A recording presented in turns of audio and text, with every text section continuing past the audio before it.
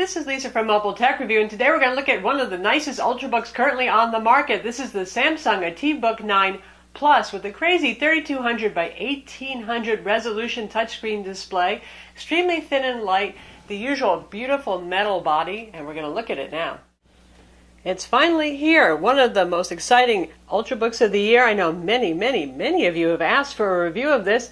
Finally out at the end of September 2013, early October, and it's only available from a couple of retailers now. Hopefully it'll start to appear in more stores. But what is it? It's the Samsung ATIV Book 9 Plus. The Plus is an important factor right now because there's also the ATIV 9 Lite that we also did a video review of. That one's a more affordable, lower-end model. The Plus is everything that the Samsung Series 9 Full HD model was and more. As you can see, as ever, a minimalist, gorgeous, understated, sculpted metal kind of product here. It's hard to not really fall in love with it when you look at it, unless you're into something that's very flashy looking. Honestly, it's every bit as good looking as a MacBook Air, if not even better. I think that the more complex curves are more interesting and kind of more stunning looking, especially the kind of cut off and sculpted sides that it has. Same mineral ash black that Samsung's been using for a while, which is really sort of like a deep indigo blue. Gorgeous looking machine. We got the Samsung logo there. It's a matte finish, shows fingerprint oil a little bit, pretty easy to clean up with a damp rag. Contrasting silver over here makes it a little bit more interesting. We have our little cutout, makes it a little easier to open it up. Turning it on the side right here, you can see teardrop shape. All interesting, complex industrial design curves going on here with that kind of straight edge that's like nothing else, to be honest.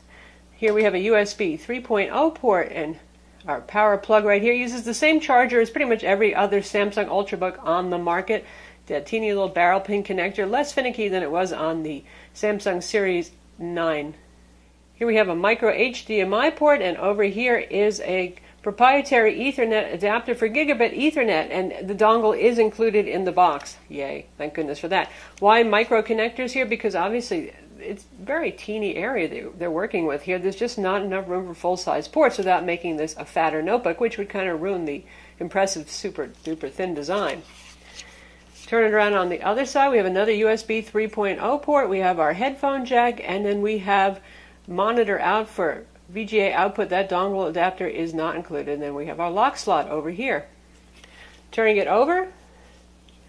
For those of you who like to open these up, by the way, you'll be happy to hear it's easier to take the bottom off this. There's a bunch of Phillips head 0 screws on here. That means very tiny Phillips head screws. Nothing under the feet, so you just unscrew the ones you can see. The plate lifts off. Gone are those finicky little plastic additional clips that used to hold the bottom on. That said, when you open it up, there's not a whole lot to upgrade. The wireless card is socketed, so you can replace that, and the SSD drive uses the new M2 gumstick format shape. It's still a SATA interface there, but it is an M2 connector there.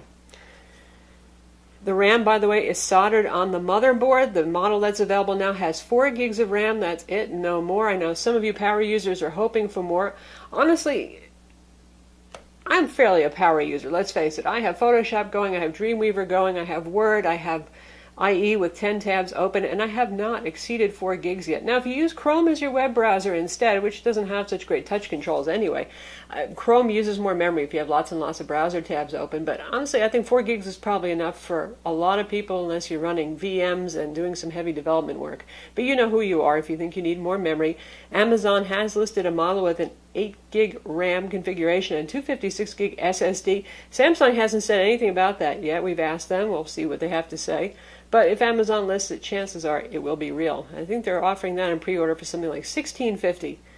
This guy is not cheap. This guy is $13.99. So it better be a nice machine for the price, because that certainly outprices even something like the Sony Vaio Pro 13, which starts around $9.99 or so. But on to our last port here, and that's the SD card slot door. Kind of nice, it's tucked away on the underside here, protected by a little door. And if we stick a card in there, you can see the card does protrude a bit. It's not too terribly bad, though. It's not likely to get yanked out and fall out in your bag, but it does stick out a little bit for those of you who care about those things. We have 2 vent holes on the bottom here, and there are 2 fans inside. And we'll show you a picture with the internals so you can see what it looks like with the cover off.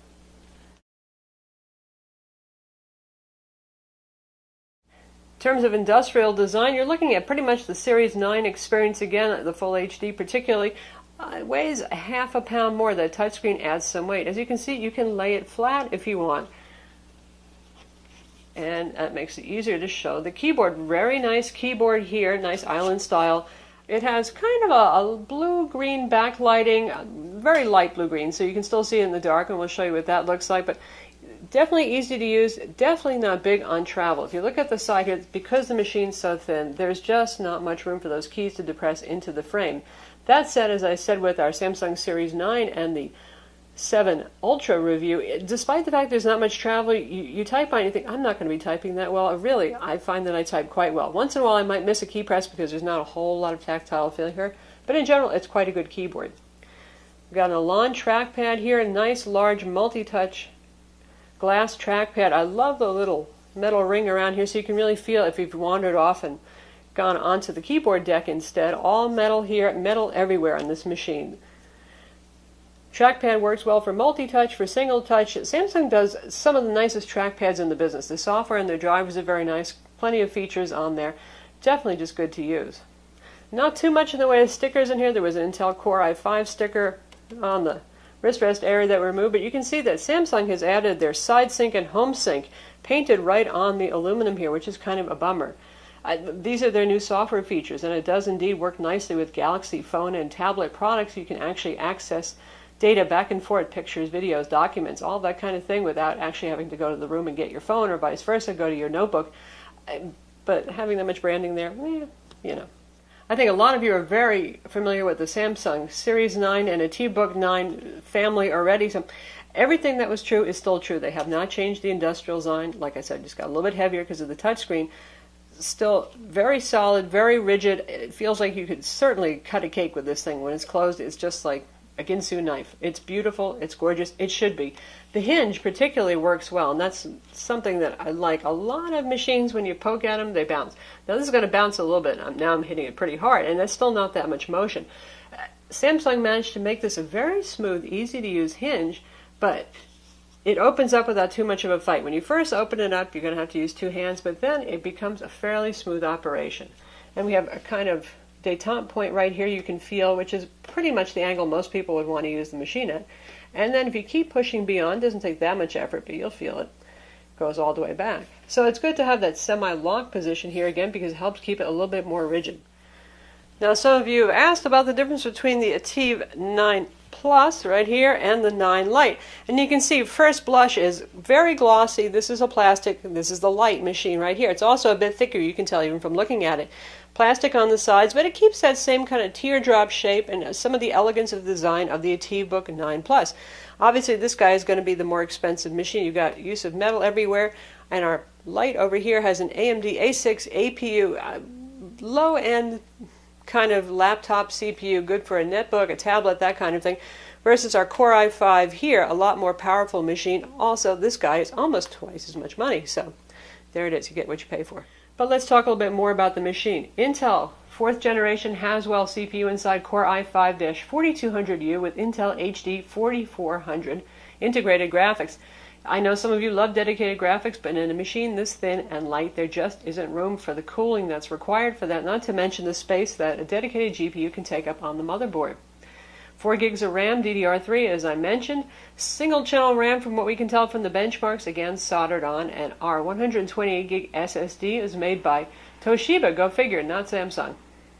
Inside we have Intel dual band Wi-Fi N, not AC, 7260. And happily, I know for some of the older Samsung Ultrabooks there was complaints about Wi-Fi reception. This thing has been stunning, really nice and really strong, even when far from our 802.11 access point. Both on the 5 and 2.4 gigahertz bands it's worked well, and for those of you who've been considering the Vio Pro but you're worried about the Wi-Fi not being the strongest, well, I can tell you that this has very strong Wi-Fi. Also has Bluetooth 4.0, no NFC on this guy. Let's cut to the chase. I know why many of you are watching this is for this super duper high resolution display. Is it worth it? How well does Windows support it? Well, we're still running Windows 8 here, not 8.1, which improves display scaling, but there's some caveats with that. So things should only get better. But first off, let me tell you, this is actually running at full resolution right now with 200% zoom. Now that's courtesy of Samsung's own utility here. Since Windows doesn't actually offer that scaling by default, you can type in your own scaling if you want. But you can see right here we have options for Full HD, which is 1920 by 1080 with large text size, QHD Plus, which is full 3200 by 1800 resolution with small text size. Believe me, that's pretty hard to see. Or QHD Plus large text size. That's what we're using, and that's why the icons are actually fairly visible. The labels underneath the icons are readable. Now, dialogues sometimes actually look pretty funny when something comes up and you see a text, some kind of message saying you're sure you want to do this. It may actually kind of overrun the size of the dialogue, so it's not perfect. But Samsung put this here in the interim until Windows 8.1 comes out to make things more usable, because honestly it's pretty hard to see things if you want to run it at native resolution without some kind of font scaling to make things look a little bit bigger. While we're in Samsung's utility, which I think is a very capable utility, we're going to take a look at some of the other settings. We have control over our keyboard backlight, how bright it is or not bright, the timeout on it, silent mode if you want it to be quiet as absolutely possible. That's that this machine is, generally speaking, nearly silent. So if you're pushing it hard, if you're doing something like playing Civ 5, well, you're going to hear the fan then. But otherwise, if you're doing Word, if you're doing web browsing with a bunch of tabs open, even if you're streaming video, I've streamed Amazon Prime Video on this and Netflix, you really won't hear the fan. When it does come on, it's a pleasant, nicely tuned kind of whir, not blowing like a vacuum cleaner. We have network settings over here. Display settings, which actually, is not the resolution. This is where you think the resolution would be, but it's not. Adaptive brightness, plugged in and on battery. I have disabled that because Samsung's adaptive brightness is very twitchy and likes to run things too dark for my liking. Display color, you have different profiles. Standard, movie bright, dynamic, reading mode, or no effect. Now I'm actually running a calibrated profile now from my Spider calibrator, which improves the color accuracy. None of these is exactly dead-on color accurate. Let's put it that way. I think that standard is probably the closest to looking normal. It's a little cooler, a little brighter than actual proper calibration. Many different sound profiles here. Really good speakers. Samsung always does a great job on the speakers, and we'll play a video so you can hear that. But for an Ultrabook, nice, loud, and full. And for input, you can turn the touchpad on and off. Now notice that under power management over here, we have echo mode. We can turn off Wi-Fi to save power, but we don't have any control over the battery charge. It used to be a charge only to 80% option. That's pretty common on business notebooks to try to lengthen the battery's overall life by not fully charging it. Now Samsung says that they manage battery life so well they don't need to do that. But back to our display. You can see everything is very readable here. Text is quite sharp. It's not fuzzy at all. Now it does depend to a certain extent on what zoom level that you pick, but doing something like that, you can read everything. Things are a little small up here, but they scale pretty well. Anything that's Windows-based, Windows Movie Maker, Microsoft products is going to scale pretty well, so it's not too hard to work with whatsoever. Here in the Metro UI, Metro handles scaling perfectly well. It's very good at that. This modern UI is called the modern UI for a reason. All your labels are quite readable. Touchscreen, by the way, very responsive, 10 points of multi-touch. Fast, responsive. The resolution really doesn't bog this down at all. That's not a problem. And so far I haven't seen it impacting battery life a whole lot either. So is it sharp? Is it beautiful? Yes, it is. Can I see a wild difference between this and a full HD display, say like on the Sony Vaio Pro or even the Samsung Series 9 with the full HD display? Not so much. You really, after a while, text is just so sharp, especially Metro where the typography is excellent, that you're not going to notice the difference. Where you are going to see is when you're looking at photos and when you're watching videos, particularly anything that's beyond full HD. It's just going to look phenomenal. Now here's the thing, and Adobe's always the bad guy, aren't they? They take forever to get off of Wacom and work with Windows Ink APIs, to those of you who use pen-based machines these days. And also, it's up to the application whether they want to pay attention to Windows scaling or not. Clearly, Adobe does not do that. We are looking at a full HD photo right here, right now, and it's 100%. Isn't that way cool? Because the resolution is so high, it doesn't fill up the entire screen. And this is Adobe Photoshop Elements 11, which there's a 90-day trial bundled in. It works the same way as Photoshop. Really, those little words up there, those are your menus. This is not the easiest thing to use exactly, is it? And therein lies the problem with applications that don't support it. The text of the menu is very small. Now, actually, the menu drop-downs are readable, but it's just the labels up top that are impossibly small. Will Windows 8.1 magically fix this? No, it won't. Again, it's up to the application whether they want to respond to it and use Windows scaling or not. Now, obviously, for Adobe, things are a little bit complicated here because they need to maintain pixel integrity and that kind of things. You're working with photo editing, all that sort of thing, but still, they could find a way, I hope, to fix things like the menu issue. So it won't be all creature comforts if you're working at this resolution. The nice thing is, once again, if you are working with an image, especially high resolutions, and these days, well, we all are, aren't we?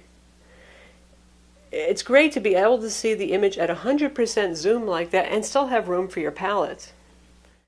Now, if you're working in something like Office 2013, which we have right here, you can see everything is perfectly usable and readable, so there's no problem there.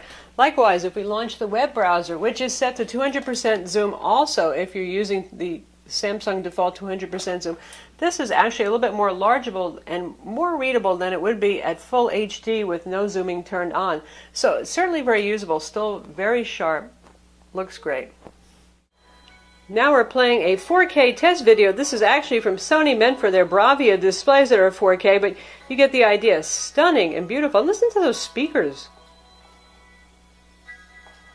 That is a great sounding audio system that Samsung has there, but this video looks beautiful, sharp, clear, no arguments. And yes, it looks better than it does if we play the same thing on Sony's own 1080p displays. There's just a bit more detail that you're going to see.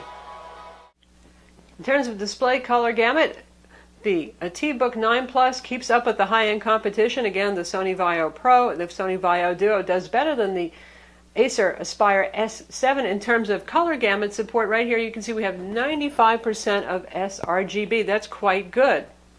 And here we have our Adobe RGB color graph, and that's 74%. Again, right up there with the top displays that are on the market now in laptop displays. That is, obviously, if you have a very high-end desktop monitor, you can get something even more color accurate if you spend the money. But for laptops, this is certainly good enough for most people who have to do some pretty serious photo editing or video editing in terms of actual color representation. Contrast is good at nearly 500 to 1, and black levels are also quite good when we put on the lowest brightness level, which is not black, by the way. They leave you enough light so you can see. We actually get a 0 rating for black level, which is, well, perfectly good in black. Samsung says that this is a 350 nit display. Now, we have turned off every bit of power management we could find for display power savings, but we're still reading 285 on our test. I'm sure that there's something somewhere still managing some of the maximum display brightness, but suffice to say it's very bright. And though this is obviously a glossy display, look, here comes the glare, see? It's bright enough to overcome the glare even at 50% brightness when working in the office, and you can see viewing angles are quite good as well. But again, it is something of a mirror, so that's what happens with touch screens. They have gloss coatings because you can clean them up easy. So how about performance? This has, again, the Core i5 Haswell 1.6 gigahertz dual-core CPU inside, and you can see our Windows Experience Index here. Does quite well, actually, for an Ultrabook on a Core i5, and it does as well as some of the Core i7 machines, in fact. On the Windows Experience Index, 6.9 for calculations per second, which is par for the course, normal. Memory 5.9, that tells us this is single channel, not dual channel RAM. I don't know why Samsung has something against dual channel these days. Desktop graphics performance 5.4, 3D graphics 6.4, and 8.1 for the SSD drive. On PC Mark 7, it scored 5,050. Again, that's pretty good. That's really up there in Core i7 territory. Samsung has gotten some good performance out of this. And in 3D Mark 11, it got an 877 on the performance level test, which is better than the Sony Vaio Pro 13, but under the Duo 13, which is a real rockin' machine when it comes to graphics performance, relatively speaking. Now, none of those is super great. You're not going to be playing Call of Duty Modern Warfare 3 on high settings on this, but you can certainly play something like Civ 5 at 1920 by 1080. A couple other games, Left 4 Dead 2 can play. If you crank down the settings, World of Warcraft is going to run just fine on this. Our Crystal Disk Mark scores were very good, as we would expect, and they're on par with other mSATA SSD drives. Not as good as the PCIe drives used on something like the Sony Vaio Pro 13, but then again, it's plenty fast enough transfer speeds for most of us. How about battery life? The outgoing Series 9 machines had pretty good battery life for Ultrabooks, and it only gets better with Haswell. Plus, there's a quite beefy 7300 milliamp battery inside. That's 55 watt hours. That's a lot of battery capacity, and it's right up there with the top machines. We have been managing up to 8.5 hours of actual use time with the screen on. That's at 50% brightness, which I find perfectly adequate because it is a bright display with Wi-Fi turned on. So that's the Samsung ATIV Book 9 Plus. It's available now, just starting to appear at retailers. One of the most gorgeous, well-made machines that's available right now. Intel has one inside, super duper high resolution display, and it's got a price to match. Not cheap at $13.99. That said, if you have the money, boy, sweet piece of hardware.